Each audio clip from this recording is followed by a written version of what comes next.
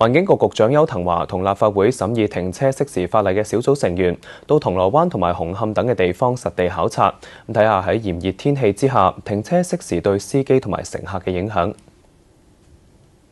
本身你都有3分鐘豁免㗎啦，即係話你頭嗰3分鐘咧，你點都唔需要熄匙㗎。仲有咩豁免啫？你根本就唔可行，你試下揸的士啦！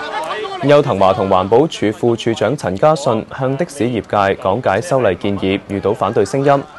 邱騰華坐上一架的士，感受停車熄匙之後車廂內嘅情況，車內嘅氣溫係超過攝氏40度。去到紅磡車站嘅時候，又遇到反對人士同埋立法會議員梁國雄抗議。至於另一批立法會議員，較早之前就去到上環港澳碼頭，上咗一架冇開冷氣嘅雙層巴士，車內嘅溫度超過45度，議員都汗流滿面，要用小型電風扇嚟到降溫。邱騰華話：除咗酷熱天氣之外，仲有冇其他豁免要再研究？嗰個酷熱天氣嘅豁免，我覺得即係喺社會大眾上面，我覺得開始有一個共識嘅，即係話譬如好似琴日下晝咁樣，天文台出咗個酷熱警告，咁個做法就係話，去到當晚12點，我哋就即係當嗰日我哋唔執行呢個法例咯。